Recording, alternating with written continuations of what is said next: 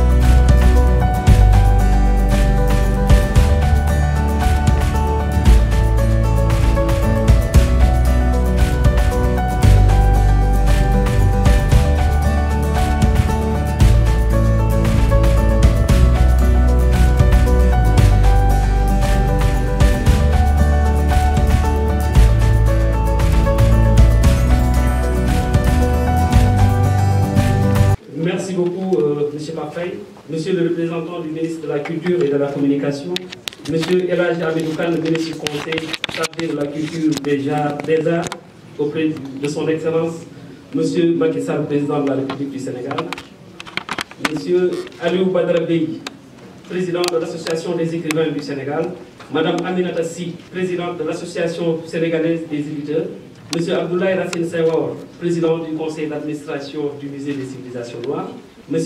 Ibrahima Lo, directeur du livre et de la lecture, M. Abdoulaye Fodé Ndione, promoteur du Festival international de littérature de Dakar, M. le professeur Amadou Iliman Kane pour la leçon inaugurale, Mesdames, Messieurs les écrivains, poètes venus d'ailleurs. Chers invités, il me revient en ce jour mémorable de souhaiter la bienvenue à toutes et à tous et de vous accueillir dans ce temple de la culture qui est le Grand Théâtre National, qui porte le nom d'un illustre sénégalais, artiste émérite. Cet homme de génie, de grand cœur, qui a toujours vécu pour la culture, a tout de même porté haut le flambeau de notre pays à travers le monde. J'ai nommé Feu Doudou Ndiaye Coumba Rose. Je me réjouis en outre de cet événement grandiose qui est le Festival international de la littérature de Dakar, une première dans notre pays, eu égard à sa nature originale et ses visées novatrices. Mesdames et messieurs, chers participants, chers invités, en parcourant l'humanité, l'histoire de l'humanité, on se rend compte très tôt que l'homme a utilisé la poésie au point que les poètes latins Terence et Hill pouvaient s'exclamer, je le cite, « Je suis homme et rien de ce qui est humain ne m'est étranger ». Fin de citation. C'est dire que de tous les temps, la poésie a été utilisée comme arme de régulation des relations sociales dans la bonne gestion de la cité. Donc c'est une erreur fondamentale de la considérer uniquement comme expression de sentiments purement personnels, car même Alphonse de Lamartine, qui nous a laissé plein de lyrisme suite à la mort brutale de Lucie Charles, son ami vers 1820, s'est transformé au fil du temps en meneur d'hommes pour la défense du peuple de France, au point de se retrouver chef du gouvernement provisoire suite à la deuxième révolution française en 1848.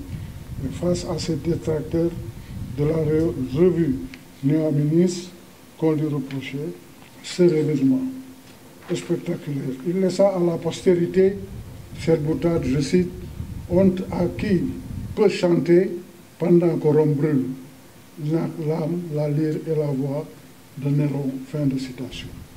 C'est ainsi dire que le poète a une place importante dans la vie de la société. Cela, le poète noir l'a traité au complet.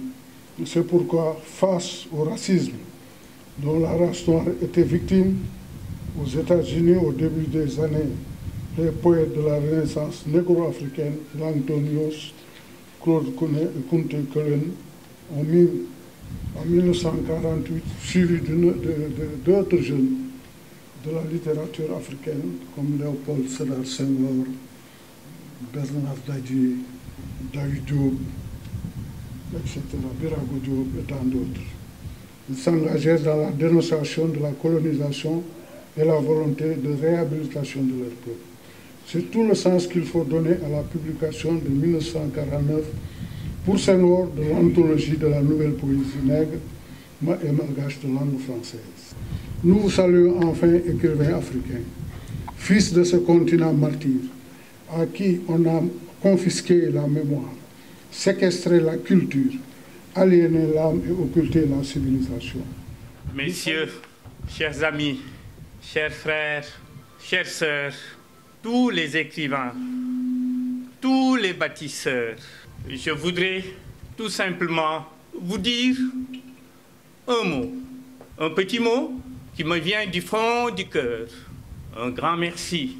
Merci à vous, merci pour ce moment de créativité, ce moment de rencontre. J'ai dit merci à tous les participants. J'ai dit merci aux organisateurs et je voudrais tout simplement, compte tenu du temps qui nous est imparti et qui est limité, j'avais fait deux textes. J'avais écrit deux textes, un qui portait sur la création littéraire et un autre qui porte sur littérature, mémoire et renaissance africaine. Je n'aime pas, je dis souvent aux uns et aux autres, moi je ne récite pas, je ne sais pas réciter, je dis. Et lorsque je dis, je réécris. Je peux partir tout simplement d'un seul mot, d'un de mes poèmes, pour en fait réécrire ce poème et le dire et le partager. Et donc, comme notre festival porte sur littérature et conflit, je voudrais tout simplement, avant de commencer ma réflexion, écrire à haute voix ce poème que j'intitule « Passeur de mémoire ». Pourquoi le ciel est tout rouge? Pourquoi le morcellement de nos terres, des terres africaines? Pourquoi la guerre? Pourquoi tous ces cris d'enfants orphelins? Pourquoi la misère? Pourquoi un homme a faim? Pourquoi la détresse? À présent, je vais à la source infinie. Et je reviens, le regard chargé de souffle vital. Et je réclame seulement le silence. Ma colère silex transperce la nuit. Mon espérance est ma source. Et je dis, ne gémis pas, ne crie pas, n'attends pas de remerciements. À chaque génération, son tam-tam de lumière, battez-le. Battez-le fort pour danser joliment selon le rythme de son temps. Et comment voulez-vous que je me taise et comment voulez-vous que je me soumette? C'est un grand honneur pour moi, de partager la réflexion qui porte sur le sujet littérature, mémoire et renaissance africaine. Dans mon domaine de recherche, dans le domaine des sciences cognitives, pour nous pensons, et je pense fortement, que toute théorie et discours, toute histoire et récit, l'expression, qu'elle soit écrite ou orale, relève d'une culture, d'une pensée. Et ce qu'il faudrait ici tout simplement retenir, la neutralité absolue n'existe que rarement dans la question du discours et du récit. Et ces principes, je les porte toujours en bandoulière pour pouvoir contenir les forces extérieures, les forces intérieures qui organisent à partir de ce que nous nommons procédés idéologiques des récits qui n'ont rien à voir avec ce que nous sommes et ce que nous avons. Et c'est à nous, Africains, de bâtir notre propre discours, notre propre récit sur nous-mêmes. Fermé, fils de ceux qui avalent la braise pour purifier la parole, celui que tu ne nommeras qu'après avoir mordu la langue 3 fois. Né où je suis et né où je porte.